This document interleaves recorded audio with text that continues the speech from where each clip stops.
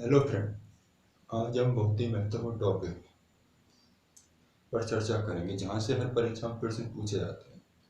एक या दो प्रश्न हर परीक्षा में पूछे जाते हैं और पूछे भी क्यों नहीं जाएंगे, क्योंकि यह किसी भी एग्जामिनर का फेवरेट टॉपिक होता है। फेवरेट टॉपिक क्यों नहीं होगा? क्योंकि climate change is the biggest problem in the world. यदि आपसे पूछा जाए कि विश्व की सबसे बड़ी समस्या क्या है, तो वर्तमान समय में विश्व की सबसे बड़ी समस्या जलवायु परिवर्तन है। वर्ल्ड इकोनॉमिक फोरम WEF जो एक अंतर्राष्ट्रीय संस्था है, उसके अनुसार भी वही 2022 में ग्लोबल रिस्क रिपोर्ट जारी की गई थी, जिसमें पर्यावरण संबंधी मुद्दे या जलवायु परिवर्तन सबसे बड़ी समस्या थी।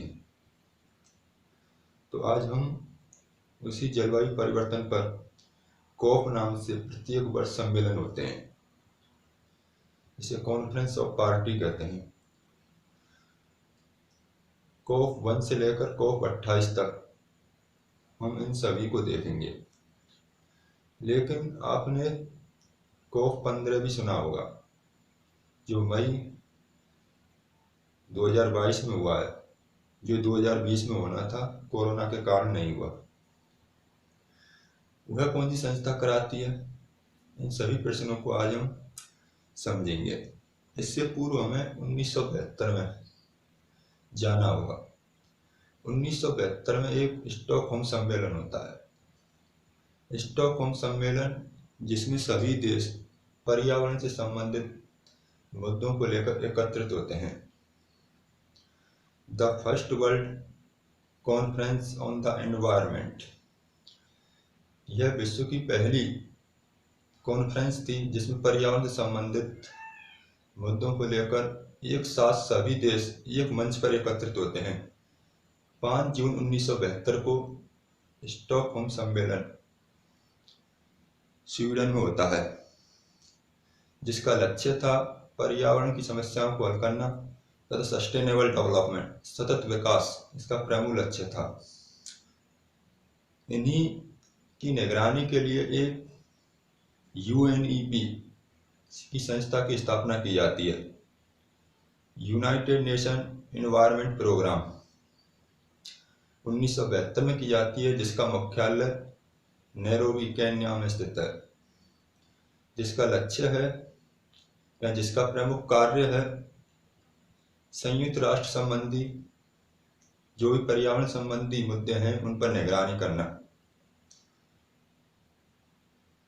1972 में जो UNEP है, प्रत्येक 10 वर्ष में देशों को एकत्रित करती है, जहां पर पर्यावरण से संबंधित मुद्दों को पर चर्चा की जाती है।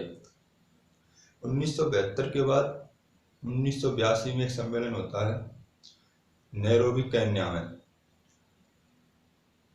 1982 के बाद 1992 में रियो डी जेनेरियो ब्राजील में सम्मेलन होता है, जिसे पृथ्वी सम्मेलन के नाम से जाना जाता है। 2002 में जोहान्सबर्ग दक्षिण अफ्रीका में होता है और 2012 में रियो डी जेनेरियो ब्राजील में ही होता है, जिसे पृथ्वी सम्मेलन सेकंड के नाम से जाना जाता है। अब वर्तमान 2022 में होगा। 1992 में, जिसे पृथ्वी सम्मेलन फर्स्ट कहते हैं, यहीं पर 3 कन्वेंशन की स्थापना की जाती है, जिनमें पहला है UNFCCC, United Nation Framework Convention on Climate Change. दूसरा है CBD, Convention of Biological Diversity. तीसरा है UNCCD, United Nation Convention to Combat Desertification, अर्थात मरुस्थलीकरण को रोकने के लिए संयुक्त राष्ट्र सम्मेलन। CBD जिसकी स्थापना 1992 ही की जाती है और 1992 में ही लागू हो जाता है। 22 मई 1992 में जैव विविधता से संबंधित सम्मेलन होता है, जैव विविधता का संरक्षण करना। यह प्रत्येक वर्ष कॉप का ही आयोजन करती है, लेकिन यह प्रत्येक वर्ष नहीं करती। 2 वर्ष में एक बार कॉप का आयोजन करती है। कॉप 14 जो मिस्र में हुआ था 2018 में। कॉप 2020 में होना था, वह 2022 में होता है चीन में। मई में अभी हुआ है कॉप 15।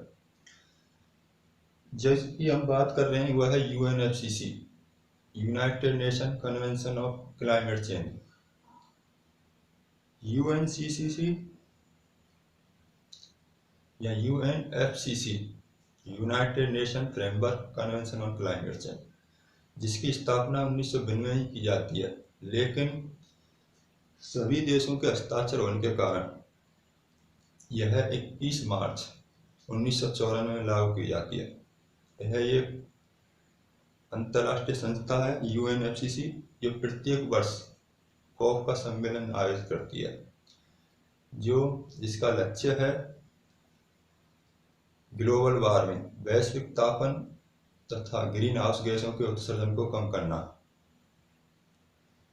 इसी को ध्यान रखते हुए प्रत्येक वर्ष कॉप नाम से सम्मेलन आयोजित होते हैं, जिसे कॉन्फ्रेंस ऑफ पार्टी कहते हैं। यही है जो जलवायु परिवर्तन से संबंधित हैं। कॉप 1 से लेकर कॉप 28 तक हम आज देखेंगे। तो आइए, UNFCC, United Nation Framework Convention on Climate change, यह एक अंतर्राष्ट्रीय समझौता है तथा गैर बाध्यकारी समझौता था। ये गैर बाध्यकारी, इसमें उद्देश्य है ग्रीन हाउस गैसों के उत्सर्जन तथा ग्लोबल वार्मिंग को कम करना। जून 1992 में यह कन्वेंशन की स्थापना की जाती है, जिसे 21 मार्च 1994 में लागू किया जाता है। इसका कार्य है प्रतिवर्ष कॉप नाम से सम्मेलन आयोजित कर जलवायु परिवर्तन की समस्याओं को हल करना। कॉप 1 1995 में होता है बर्लिन, जर्मनी में। कॉप 2 1996 में जिनेवा, स्विट्जरलैंड में होता है। कॉप 3 1997 में, जिसे क्योटो प्रोटोकॉल के नाम से जाना जाता है, और यह जापान में होता है, क्योटो शहर जापान में। यह कानूनी रूप से बाध्यकारी समझौता था। यहाँ पर यह प्रभावी तो 1997 में हो जाता है, लेकिन लागू 2005 में होता है कॉप 3।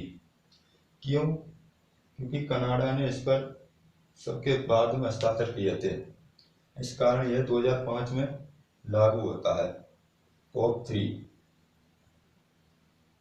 और 2008 से 2012 तक एक लक्ष्य निर्धारित किया जाता है विकसित देशों के लिए, कि विकसित देश 6 ग्रीन हाउस गैसों के उत्सर्जन में 1990 के स्तर से 5.2% की कटौती करेंगे। यह लक्ष्य रखा जाता है विकसित देशों में। कौन कौन सी ग्रीन हाउस गैसों में? CO2, CH4, N2O, SF6, sulphur hexafluorine, HFC, hydrofluorochlorine, PFC, perfluorochlorine. 2012 तक 1990 के स्तर से 5.2% की कटौती करनी है इन गैसों के उत्सर्जन में। CO2 के बारे में बता दूं मैं कि CO2 is not a pollutant. CO2 प्रदूषक नहीं है, लेकिन CO2 की बढ़ी हुई मात्रा प्रदूषक है, यह ध्यान रखना।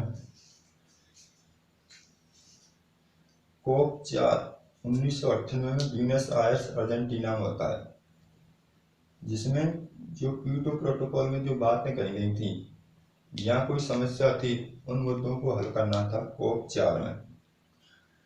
कॉप 5 1999 में बोन, जर्मनी में होता है। यदि कोई भी देश कॉप की मेजबानी नहीं करता है, उसके बाद यह जर्मनी के बोन में आयोजन होता है कॉप का। कॉप 6 2000 में कार्टाजेना प्रोटोकॉल के नाम से जाना जाता है। कार्टाजेना कोलंबिया में स्थित है, इसका यह कोलंबिया में किया गया था कॉप 6 2000 में। जिसका लक्ष्य था जेनेटिक तरीके से सुधारे गए उत्पादों को व्यापार को कम करना। अर्थात कोई भी जेनेटिक बीज जिससे पर्यावरण को नुकसान पहुंचता है उसको प्रतिबंधित करना था COP6 में, जो 2000 में होता है। COP7 2001 में मराकेच मोरक्को में होता है। COP8 2002 में नई दिल्ली भारत में होता है, जिसे दिल्ली घोषणा के नाम से जाना जाता है।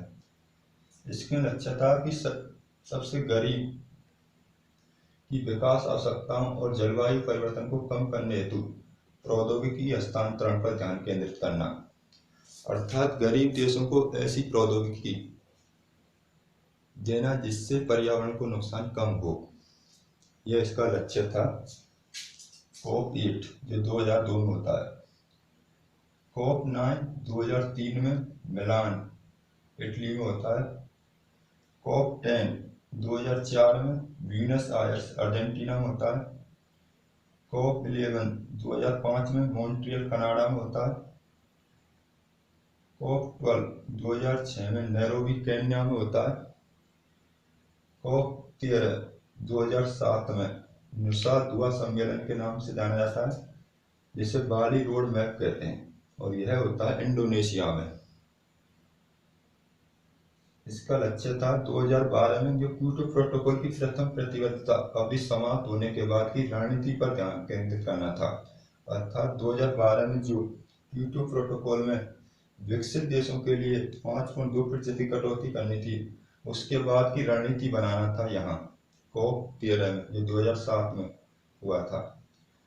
और इसी में बाली रोड मैप के तहत 2009 में कोपेनहेगन में होने वाले आबद्धकारी समझौते का ड्राफ्ट तैयार करना COP13 का मुख्य लक्ष्य था।